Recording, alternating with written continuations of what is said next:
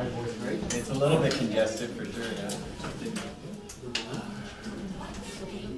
How have you been enjoying it? Very much. It's always a resource. Always something new. It has to do also with the socializing. I enjoy socializing with the community. Morning, everybody. I know more people are outside and are going to join us. So just one announcement this morning. We are going to have our year-end celebration, Christmas party, everything together on December 13th. It's a Saturday. And it's going to be sort of an early dinner, afternoon snack kind of thing. The idea is just to get together as a community, talk, have fun, all of that. And it's gonna be between 4 and 7, and the location is at the Meadowlark Park Community. It's like behind Chinook Mall. Very easy to get there, lots of parking space, and it's a very nice place. So we hope everybody can join us. So save the date. We hope to see everybody there. For anybody who's new, usually the way we start is we read a text from usually one of Emmanuel's books. Then we do an initial prayer. Then we do our talk, the theme of the day. We end with a final prayer, and then we go for the passes. The passes are completely optional. If you don't feel comfortable, you don't have to go. If you don't know what a pass is, it's just imposition of hands. We don't touch anybody except to let you know that we're done. But it's basically just transferring energy, okay? Everybody's welcome to participate, but it's not mandatory. Only if you feel comfortable. Okay, so today we're going to read from the Living Spring, Fonte Viva, text number 5. And of course, it's connected to the theme we're going to study today. And it's called, Can You Go? Come unto me, Jesus in the Gospel of Matthew, chapter 11, verse 28. And we're going to talk about it. Believers, hearken to the Master's call, heeding his blessed consolations. Spiritual instructors repeat it in order to communicate vibrations of spiritual comfort to their listeners. Everyone listens to the words of Christ, who invites the troubled mind and the tormented heart to seek his refreshing embrace. However, if it's easy to hear and repeat the Lord's "Come unto me," how difficult the go to him is. Here, the Master's words are poured out like a vitalizing balm, but the bonds of immediate gratification are just too strong. There, the divine invitation is heard amidst promises of renewal for the redemptive journey. But the prison of discouragement isolates the spirit behind its unyielding bars. Yonder, the call of the Most High soothes the sorrows of the disillusioned soul. But breaking free from obstacles comprised of people and things, situations, and seemingly passing private interests is almost impossible. Jesus, our Savior, opens his loving, compassionate arms to us. A life focused on him becomes enriched with imperishable values, and in the shade of his heavenly teachings, we press onward through sanctifying work towards universal homeland. All believers may hear his consoling appeal, but very few show themselves to be valorous enough in the faith to go in the search of his company. In short, it's very pleasant to hear come unto me. However, can you truthfully say that you can go? So we're gonna do our initial prayer. Danielle, if you could hit the lights for us. So let's close our eyes. Let's take a deep breath.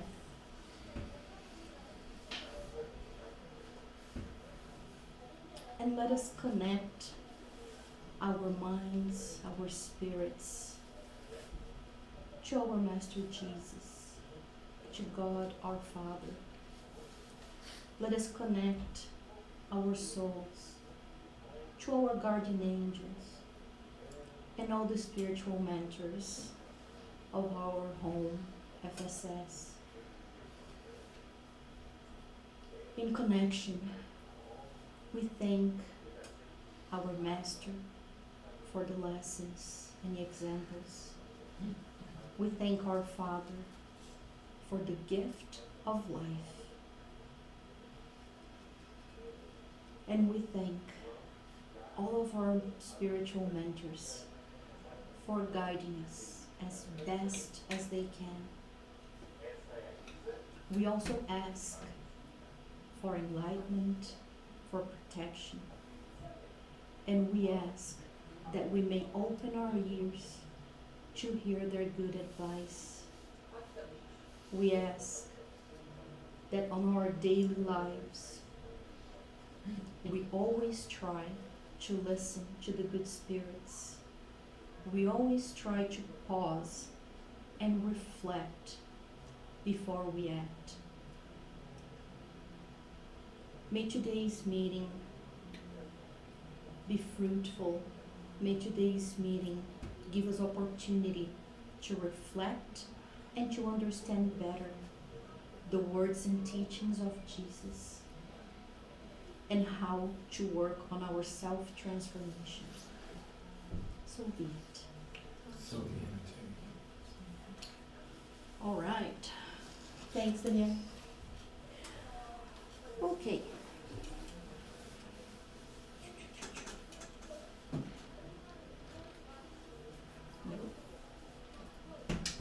Talk to me.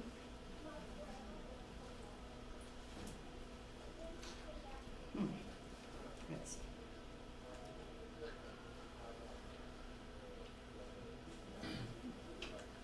Sorry guys, sometimes technology takes... there.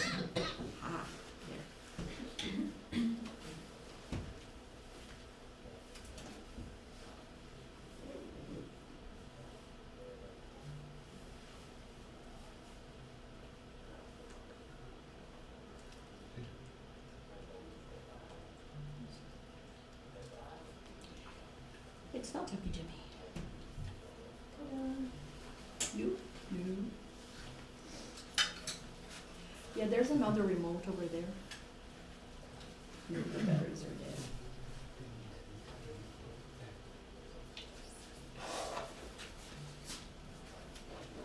Ha ha! Thank you very much. Teamwork makes a dream work. Yes. I know it sounds cliche, but it's so true. Mainly when it comes to technology, because I'm not very technology savvy. All right. So, sorry guys, it's a mouthful. So, what is my level of trust in myself, in life, and in God? Because we had been talking about anxiety and our trust, and this is very connected to it, of course. And last week, Victor was also talking about trust. Do we trust ourselves? Do we trust that life is happening the way it's supposed to be? And do we trust that God knows what He's doing? Because sometimes we question, right? We're like, I don't get it. What's going on? Why is this happening to me? So every time we ask ourselves, why is this happening to me? Do we really trust that God knows what He's doing? All right. So for those who don't know, this is the second of a series of 8 talks. And we are actually going to talk about our chakras. Does everybody know what is a chakra? Yeah? Chakras? Yeah? Okay. So we had like an introduction talk, and today we're going to talk about the first chakra. And for some people, they're like, hold on. Isn't this like Eastern stuff? Like this is not Spiritism. Like chakras? What the heck? Never heard of it. But to quote Shakespeare the second time, a rose by any name is still a rose. So yes, Spiritism does talk about chakras. They just don't call them chakras. And the best source for that is André Luiz. So in a lot of André Luiz's books, there is a mention of that. Only thing is, they're called by a different name.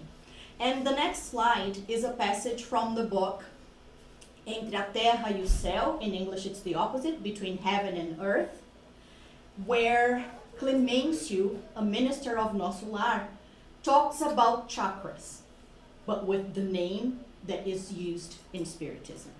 And here it is. So, Between Heaven and Earth. As you know, and this is Minister Clemencio talking to André Luiz. As you know, our body of rarefied matter, what is our body of rarefied matter? Spirit? Yes, it's our perispirit. It's a fancy, beautiful way of saying perispirit. So our body of rarefied matter is inwardly, like from the inside, governed by 7 force centers. So that's what we call the chakras in Spiritism, force centers, which come together in the branches of the plexus, and we're going to see a picture, as they vibrate in tune with one another, so they are connected. At the inflow of the directive power of the mind, they establish for our use. Yeah, I should have fixed that one.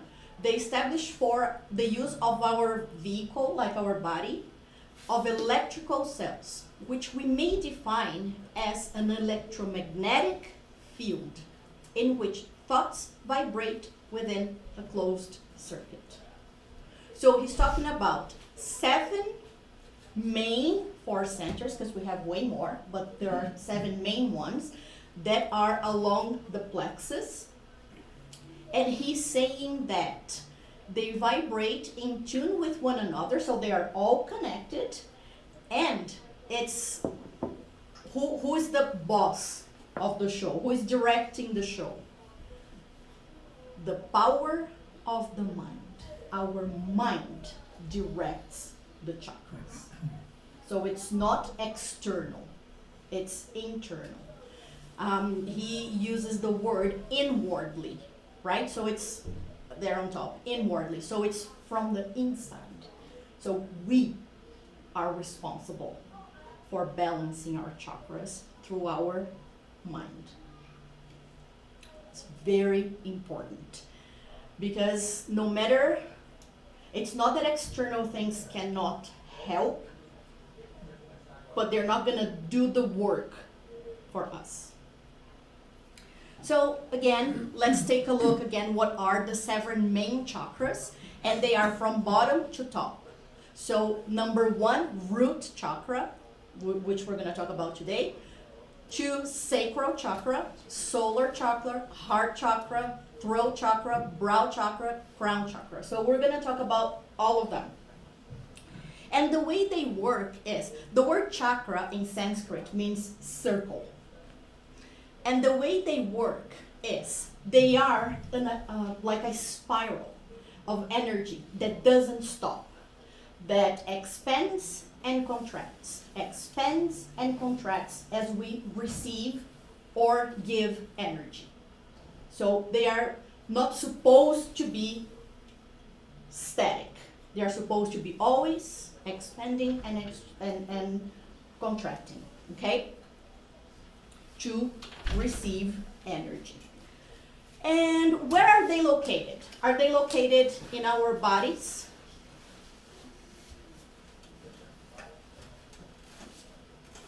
Like, is the throat chakra located like right here?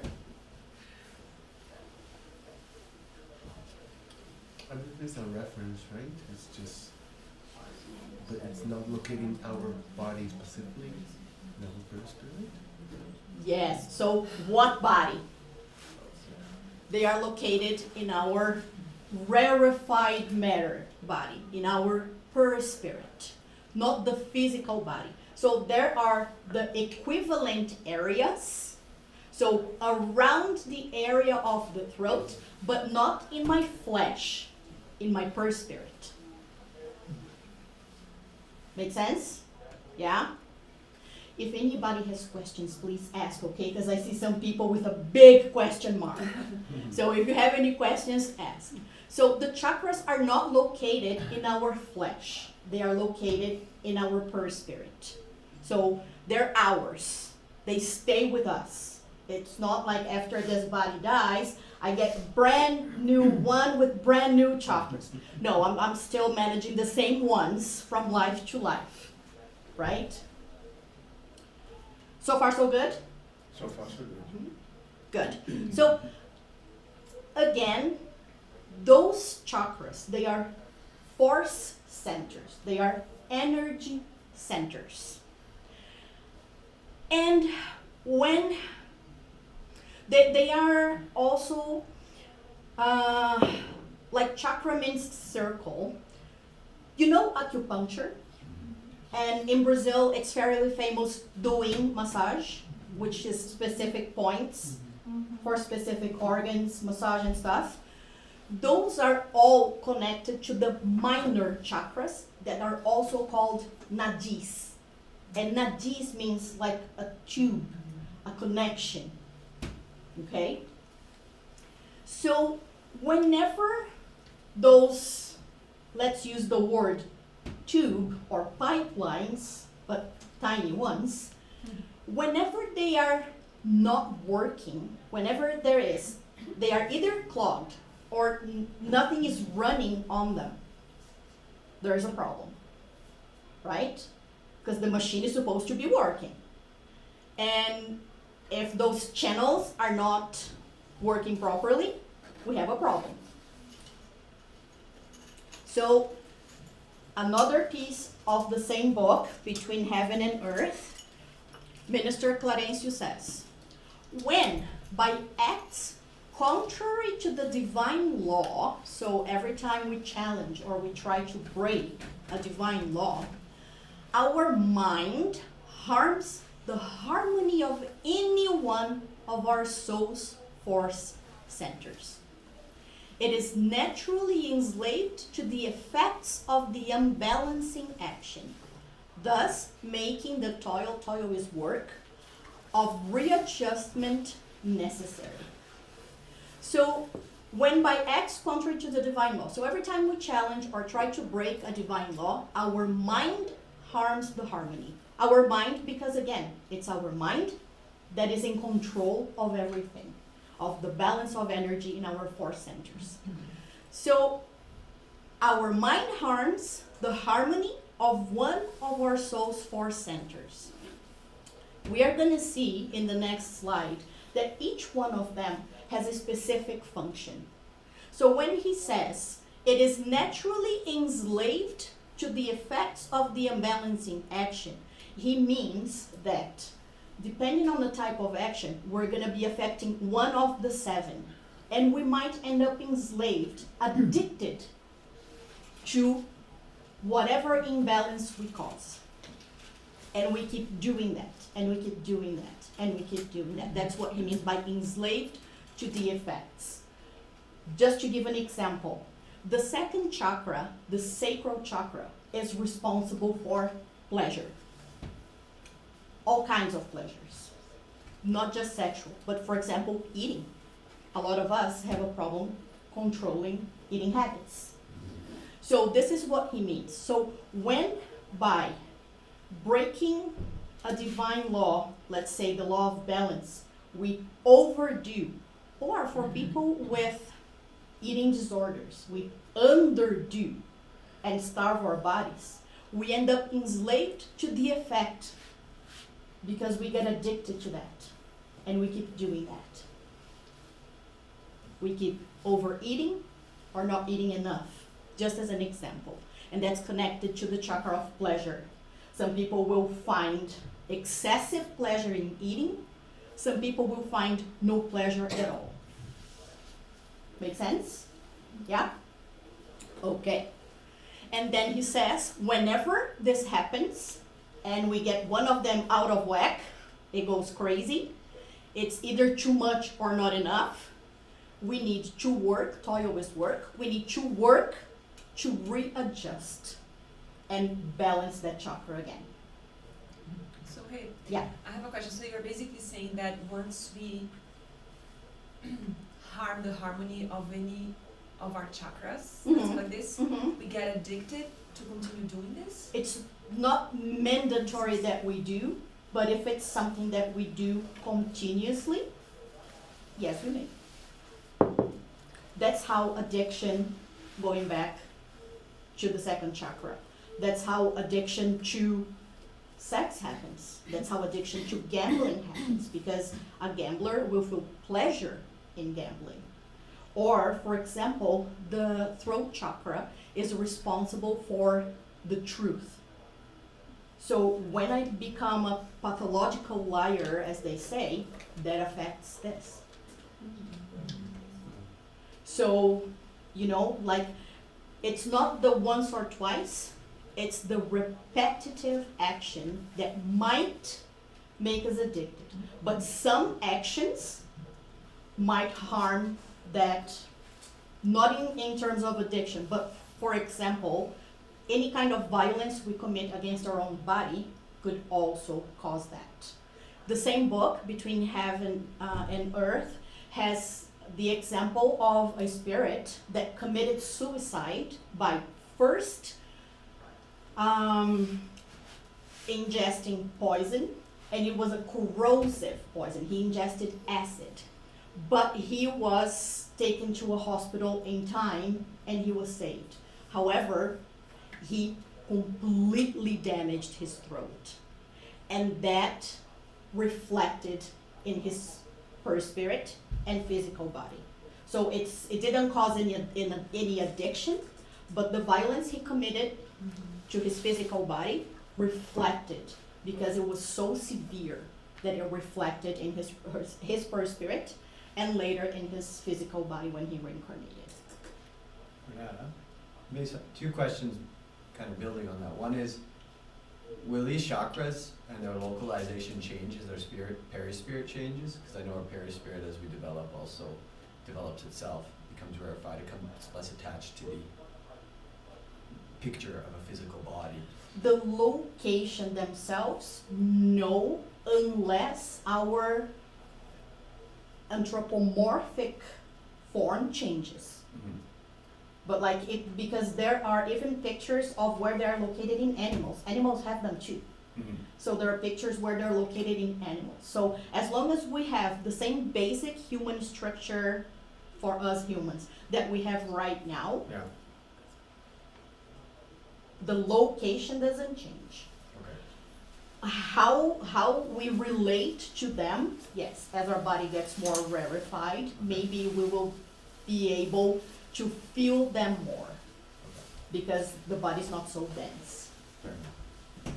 And just the second question I have is then the chakra an effect or a cause if our habits or our behaviors that lead to some sort of a unbalancing relationship with our chakras that need readjustment. Is the chakra then the cause of the unbalance, or is it the effect of us engaging in a certain behavior through our mind that then impacts the chakra? Effect, because the cause is our actions. Okay. The cause is us using the law of freedom the wrong way. Okay. So our actions are the cause, which will cause or produce an effect in our physical body, including the chakras, Okay. like connected to the chakras. Okay. So it itself never then leads to a cause, even if we develop a habit. It is just the byproduct of what's happening as a result of the habit. Yes. But exactly. it's not leading itself us to do anything. Not at all. Okay. Not at all. This is why we need to work to readjust. The work is done by us, Okay. right? Because if the chakras were the cause, the chakras would have to fix it. Mhm. But the cause is our actions. So we fix our actions to balance our chakras. Hey, the way I see the chakras is in our everyday life. Like sometimes you should tell someone something and you feel it here, like you holding to yourself, or like it's more of like a feeling. So whenever you're dealing with an issue in your life, you feel it in your body. So like if it's something painful, you probably feel it here, or like Yeah, if for there's- some people, not for everybody. yeah. It depends on the relationship each person has with their own body, how well they can Yeah, feel I their feel own like body, if how you well have the- they know themselves. So Yeah. it will depend on the person, but yes, somebody who is more in tune Uh-huh. with their body will feel Yeah, it depends in the on areas of the person. chakras, Yeah. yes. Mhm. So it's a possibility, but it will be different from person to person. Yeah. All right, so we have all the 7 chakras, and today we're gonna focus on the first, okay? So I'm not gonna go through everything, because we did it last time, so I'm just gonna focus on the first, or we won't finish. So the first chakra is called the root chakra. So let's go to the 3rd column there, function. The function of this chakra is safety or security. What's the difference between feeling safe and feeling secure?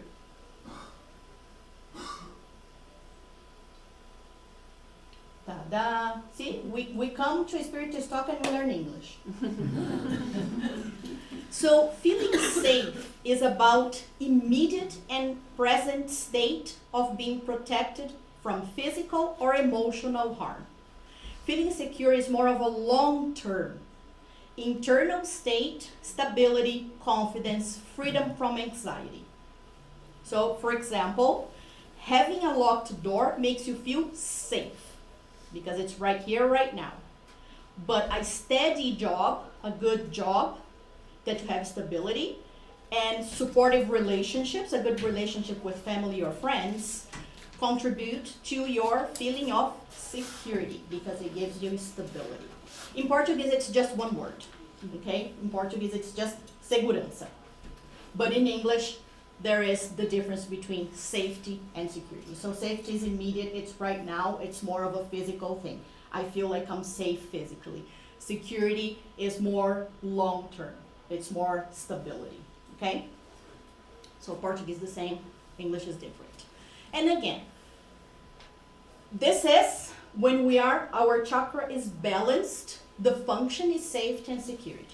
When it's unbalanced, it can be unbalanced in 2 ways.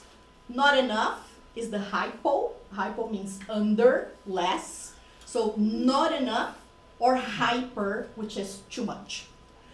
So if we don't get enough energy or the correct energy in the first chakra, the result's gonna be feeling of insecurity.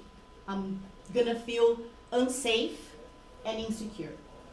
No matter how many times I check that the doors are locked, that the gas is turned off, I'm still not gonna feel physically safe. or security. Even if I get a job with the government, I'm always gonna think, what if I lose my job? What if this? What if that? What if I lose my house? What if my partner breaks up with me? So this is when we don't get enough of the energy to balance the chakra. And the hyperactivity, when we get too much, the result is the feeling of temerity. And the feeling of temerity, and in Portuguese it's temeridade, means the opposite of what it looks like. It means complete lack of fear. It means to be reckless, not to value life. Okay? So, if it's balanced, we feel safe and secure. If it's under-energized, we feel insecure and unsafe. If it's hyper-energized, we don't have fear. We ignore the basic instinct of survival. We ignore the feeling of preservation that we're supposed to have, that we actually have, but we ignore it. Okay? And then, when we talk about what is going to bring that balance, so you're like, okay, fine, Renata, I understand what you're saying, but like, how do I bring it to safety and security? By exercising specific virtues, okay? So, the function, safety and security, so we're in the third column, function. The egoic feeling, what causes me to be under or over is pride and rebellion. I will explain why, because right now it probably doesn't make sense, but it will make sense when I explain. And the virtue or the essential feeling that is going to bring it to balance, that's going to center it so that I feel safe and secure, are the virtues of humility and meekness. Does everybody know humility and meekness? Humility, humildade, meekness, mansidão. I don't have in my vocabulary. Mansidão. In English, they have like a cliche sentence that says, meekness is not weakness. Because the word meekness, both in Canada and in Brazil, could have a negative idea of being too passive, of, being a doormat and let everybody walk all over you. Absolutely not. It is not that. It means to be gentle. It means to pay bad with good. It means not to react in the same way. If somebody hits me, I'm not going to hit them back. This is meekness. And Jesus was the biggest example, and I can give one example that hopefully most people have heard about, that when Jesus comes, in one instance, Jesus comes to the temple, and he is just having a conversation with, I'm going to say priest because I can't remember the word sacerdote, but he's having a conversation with the priest, and all of a sudden, one of the soldiers slaps Jesus in the face for no rhyme or reason, out of the blue. He just slaps Jesus in the face.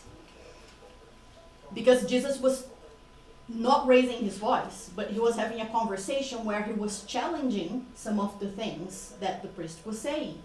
And the soldier felt that that was a disrespect, and he slapped Jesus in the face. Did Jesus lower his head and was a doormat and said, I'm sorry? No.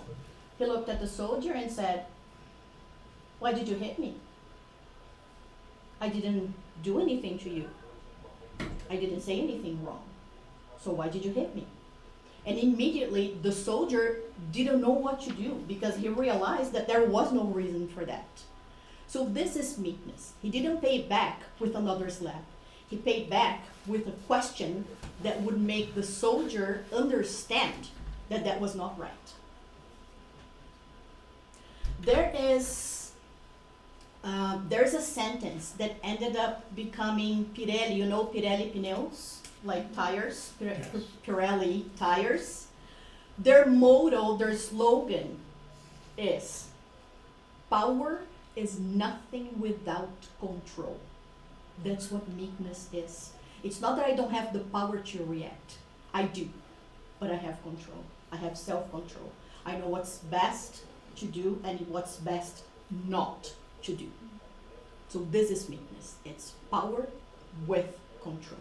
Because nobody on earth was more powerful than Jesus. But he had self-control. Right? So far so good? Okay. Wow. Initial reflections, we're more than halfway through, but let's go. Why humility and meekness? How are these two virtues related to the feelings of safety and security? Can anybody risk? Any idea? Why would humility and meekness give me the feeling of safety or security? Because you live for something more than yourself. Mm-hmm. Any other guesses? Understanding that there's a higher power. Mm-hmm. It's simpler than that. But before we get to the answer, first let's ask ourselves, am I humble? You don't have to answer to me or out loud. It's just for ourselves.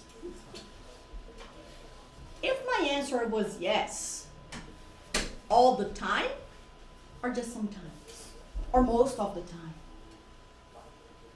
or it depends on the person I'm dealing with. What does it mean to be meek? That one I already explained. Is it a good or a bad thing? A lot of people see being meek as being weak. But as we just talked about, that's not the same. That's because people don't understand it properly.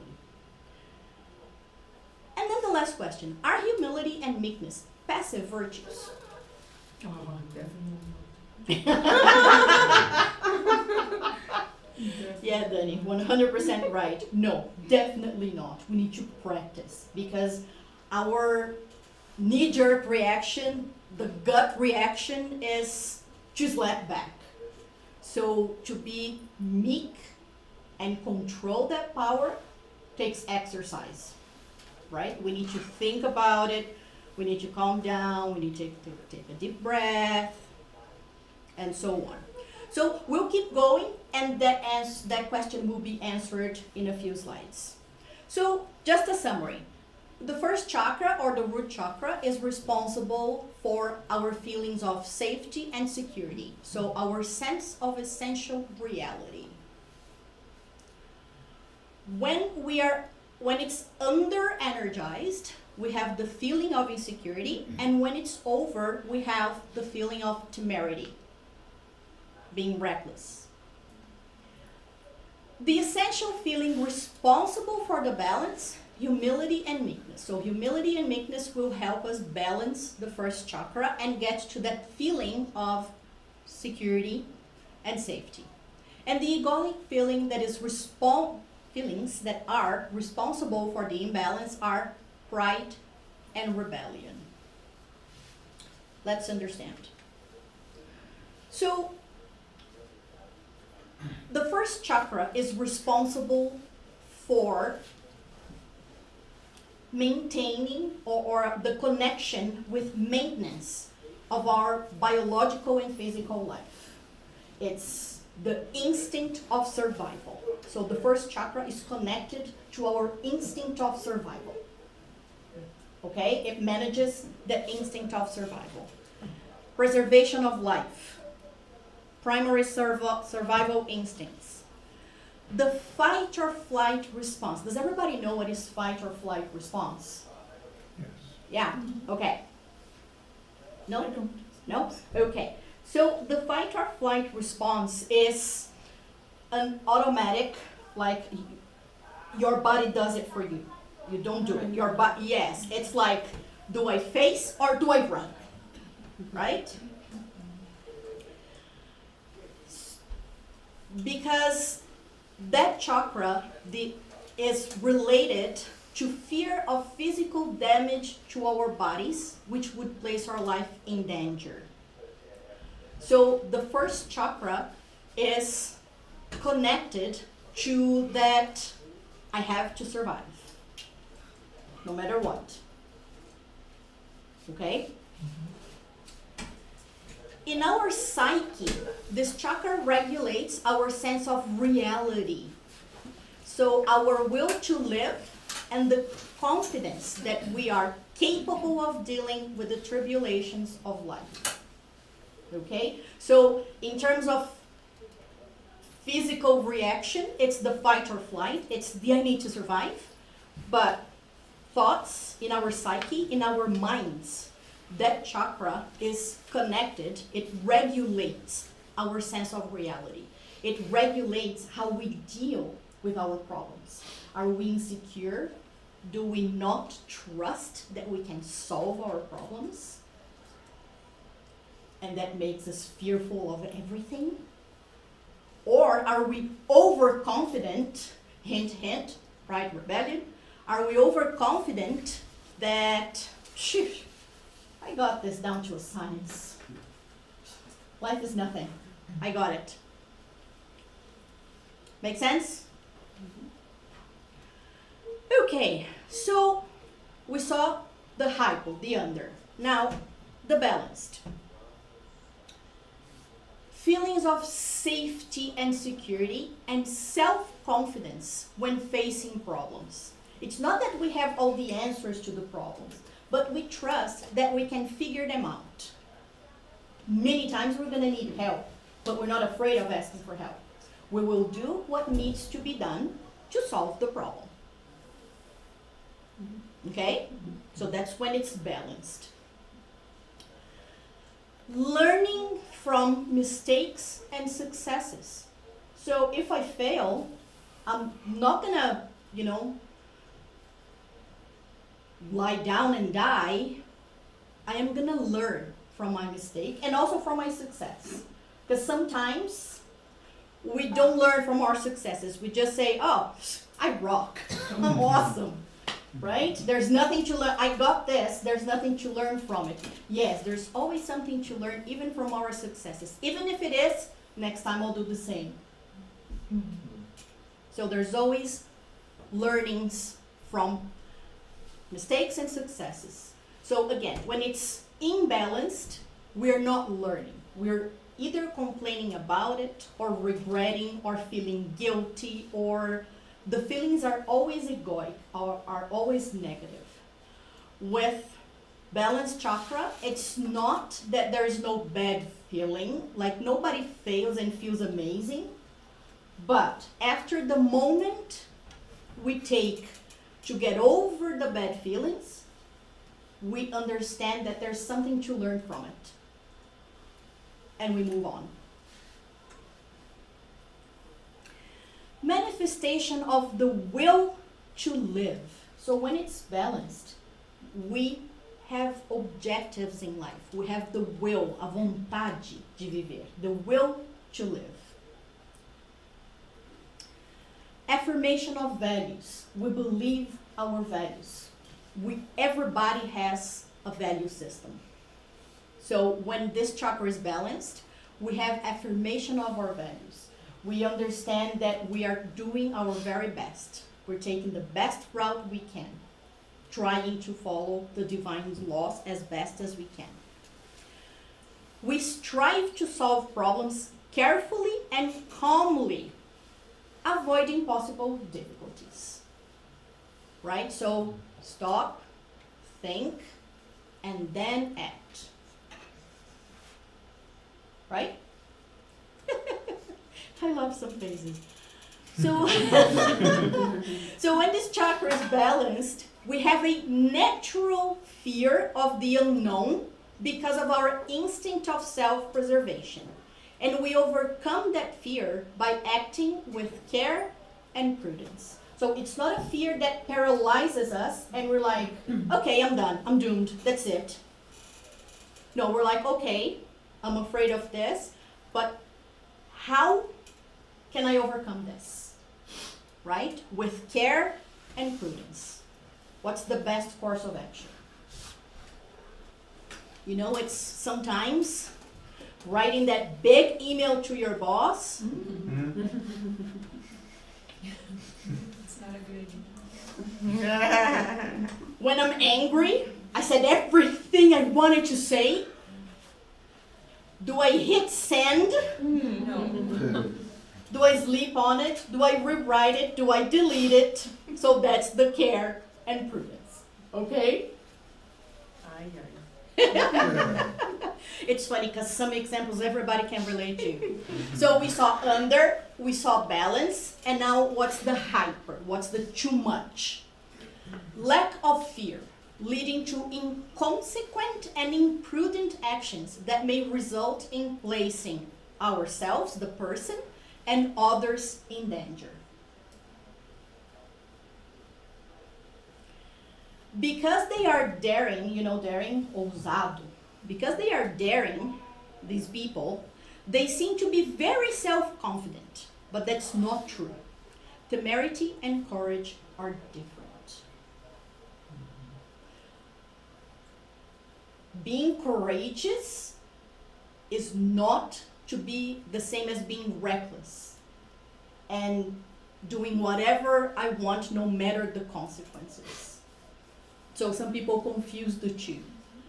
And it's a false self-confidence. The first chakra is connected to the adrenal glands that produce adrenaline and cortisol. So the fight or flight reaction is connected to the first chakra because this chakra is connected to the adrenal glands that produce adrenaline and cortisol. And this is why a lot of the people who are hyperactive in the first chakra, a lot, not all, a lot are adrenaline junkies. Right? Extreme sports, or sometimes it doesn't have to be something that big. It could be something smaller, but that for that specific person is gonna produce some download, let's call it, of adrenaline. Okay? Secretion from the adrenal gland of adrenaline. Make sense? Okay. Oh. Sorry, I have the hypo twice. My bad. Okay, so now let's go back and answer that question that we didn't answer. So, why does humility and meekness will bring us to the balance, will bring us to all the good stuff that some people were looking at me like, no, not yet, not there yet. Why humility and meekness? And this is all from the book, The Energy of the Chakras, Health and Self-Transformation. Because they generate the acceptance of things as they are. Remember that sense of reality. Acceptance of things as they are. That is, of our essential reality. We are immortal spirits in the process of evolving, in the process of evolution. We are apprentices of life. This is how these virtues can balance that chakra. Understanding that we are apprentices of life, which is going to lead to that balance. Learning. I understand that if there's a problem I don't know how to solve, I don't need to despair, and I don't need to do anything reckless about it. I need to learn from it. I need to understand that I am not perfect, because our pride and rebellion will lead us to think that I know this, I got this, and then we refuse to learn. And we end up either being reckless or afraid of everything, because the first time we trip and we fall on our faces because we can't solve the problem, we might go into the hypo, into the I'm afraid. Or we might go to the whatever. I don't care about this anymore. And a lot of times, we go between both. Depending on the situation, we do the pendulum effect between both.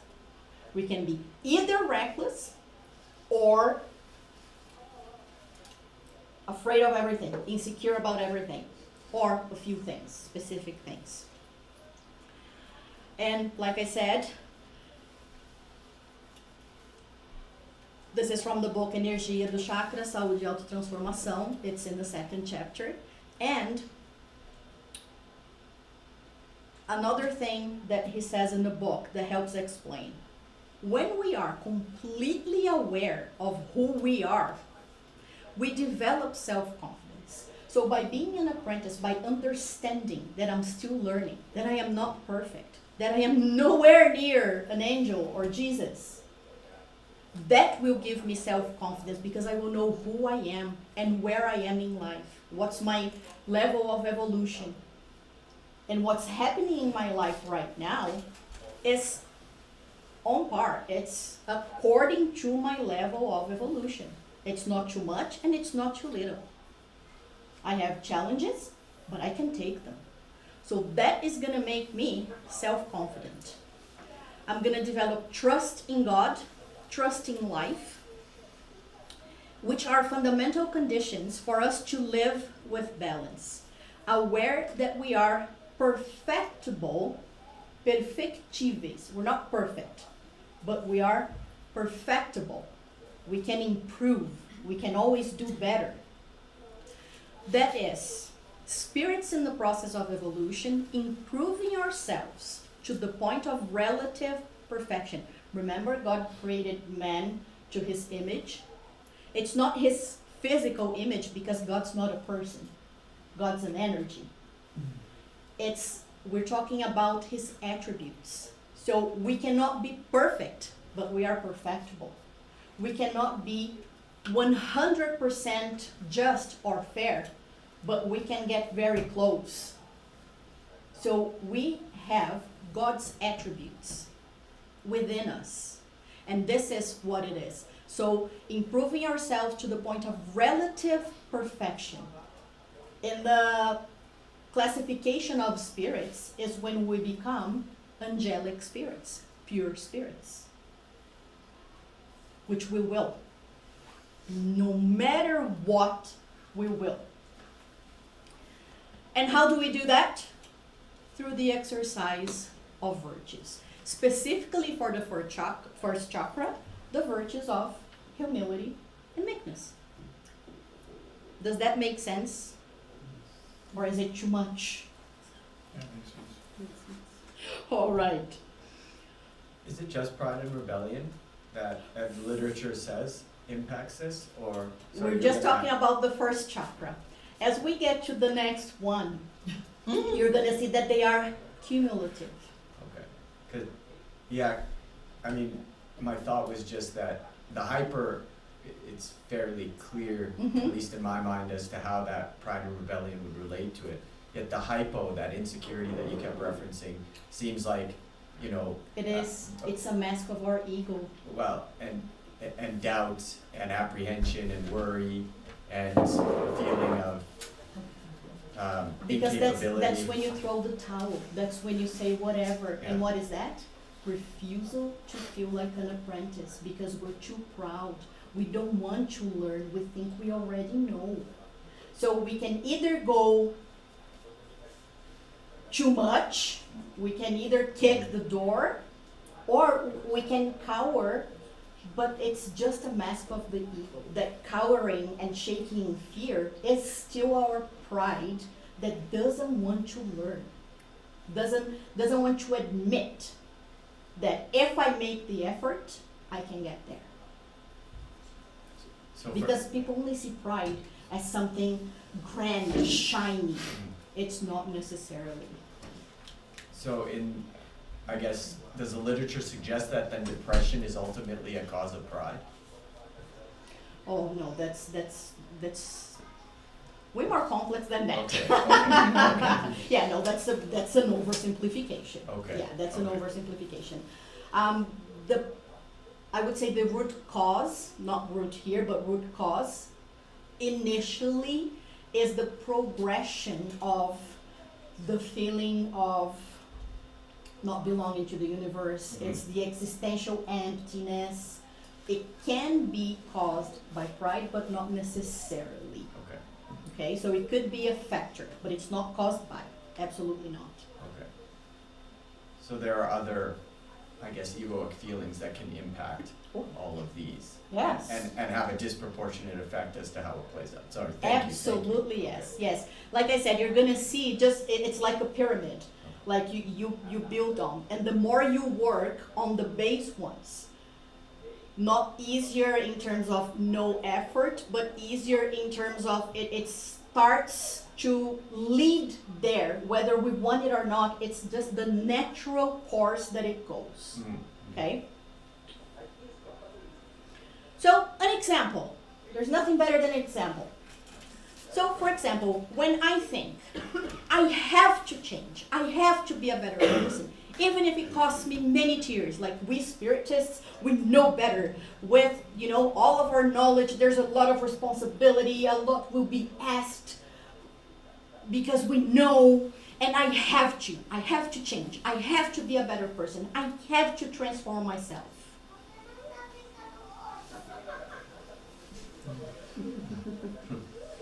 Is this positive? No. Is the intention good? Yeah. Yeah, absolutely. Yeah. Very good intention, but wrong direction. There's no compassion. Ooh, good. So, Mari said because there's no compassion, but there's more to it. Even before the compassion, Right. non-acceptance of our limitations. We're trying to demand ourselves to be a good person. We want immediate perfection. So I'm gonna force myself because I have to be good. We are denying that we're still learning and evolving. And it's when we want to become virtuous without going through the process of transforming an egoic feeling into a virtue. And where's the charity in that? Where's the compassion to ourselves? We are violating ourselves when we want to demand immediate perfection without going through the process, because it's supposed to be a gradual process. And we can't transform anything if we don't recognize that there's something that needs to be transformed. And it's our pride that is stopping us from recognizing it. Are we connecting the links? In other words, it needs to be a natural feeling, that's all. Initially, it will take more effort. The more we practice, the more natural it becomes. Right. So, what would be, I don't want to say the right, but a much better way of directing, because we said good intention, wrong direction. What is a better way of wording that good intention that will give us a better direction? I want to be a better person, more conscientious of my condition. Sorry, there's an extra S there. My condition as a human being, and therefore I recognize that I still bring many imperfections within myself. However, I have the opportunity to transform them gradually into opportunities of inner growth. So when we want to demand perfection from ourselves immediately, that's a violation. That's not compassionate to ourselves, right? It's taken us how many centuries to get to where we are now? And how many times have we repeated the same mistakes? How many times have we tried to do it by force? So let's be gracious to ourselves. Let's have humility and meekness to admit that we're still learning. And we are going to make mistakes, because if we don't make mistakes, we shouldn't be here. Right? Why would we put somebody who is a university student in kindergarten or grade 1? It doesn't make sense. Except for the spirits who are on a mission. I can't speak for you guys. I can say I'm not. So, in general, as a rule, we are here to learn. We are not the masters. So the moment we understand that, and we tell our pride, thank you very much for the good you've done to me so far, but how about we change you into humility? How about we change you into an opportunity to learn, so that I can be gentle to myself? I keep thinking about the driver's student sign in the car, that we all should carry our life student with us. Maybe, oh no, that guy's still learning. Oh, I'm still learning. I don't know if you saw that there's a new one. There's like the old person driver. I think I've seen it. Yeah, there's the student driver, and now there's the old person driver. So, I don't know, we could talk about this for hours. But one of my reflections, I have many reflections about it, but one of my reflections is that it's sad that we have to ask people for compassion, because otherwise they won't have it naturally. But that's just one reflection. Let's keep going, because we're over the time already. So, what's the difference between the first and the second? We talked about it. So we accept our limitations. We accept our ignorance in the sense of the things that we don't know. Every egoic feeling is just ignorance that needs to be overcome. So pride, it's just because I don't understand how great it is to be humble. And the moment I learn, pride is no more. Willingness to humbly make use of the opportunities we have to learn. Instead of beat ourselves up because we made a mistake, no. Let's be humble. Let's understand. I fail. Next time, with care and prudence, I'll reflect, I'll think about it, try to do better, and learn from it. And it's not an obligation. So the second one is not an obligation. It's not done by force. It's an invitation. Accepted with humility and meekness. Right? And who shows us the way and invites us?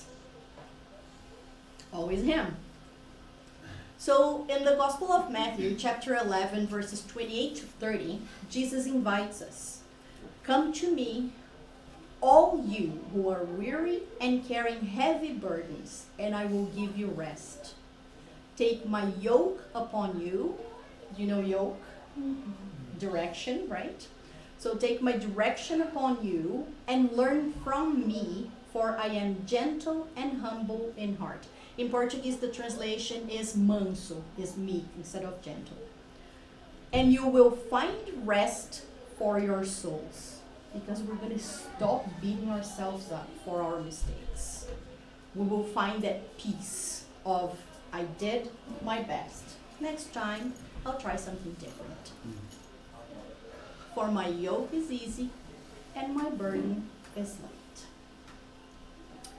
And the sources were Energia dos Chakras, the book Between Heaven and Earth, the course Health of Our Emotions, and Mental Energy and Spiritual Health.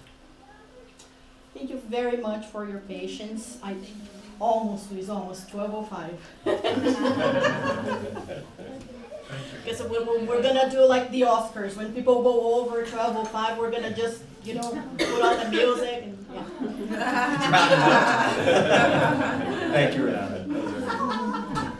No, thank you everybody. I could see a lot of question marks. If you have any questions, you're welcome to direct them to me after we do the classes or anything like that. And like I said, this is the first chakra. We're gonna do the other 6 as we go. So first Sunday of December 6th, we're gonna do the second chakra. It's gonna be in Portuguese, but we have the app to translate. And we'll keep going until we get to the 7th chakra. And we are gonna understand that they build on each other. Okay? Okay. Thank you. All right. Well, thank you, everybody, for your patience. We're going to do our final prayer and go for the passes, okay?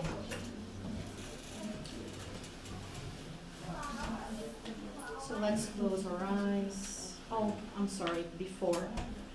We have an attendance book by the door. If you guys could please sign this, it's a legal document for us as well. And also, we would like to humbly ask everybody for silence during the passes because it helps the passists concentrate, okay? So let's close our eyes and take a deep breath again.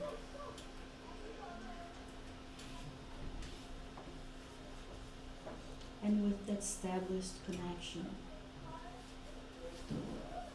and our hearts full of gratitude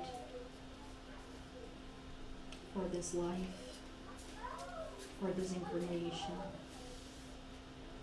for so many daily opportunities that we have to exercise our virtues, to transform ourselves into better versions of who we were yesterday. Our hearts full of gratitude for the honor we have to study, to learn more, to understand more about Jesus' teachings and words through Master Kardec, through all the superior spirits who brought us Spiritism. We thank you. And we ask for strength that we may be able to apply all those teachings and examples in our lives and become better first to ourselves, to our families, and to society as a whole. May this week for us be full of self-reflections. May this week be full of exercises to learn more, to understand better, and that bring ourselves inner peace because we know we're doing our best. So be it.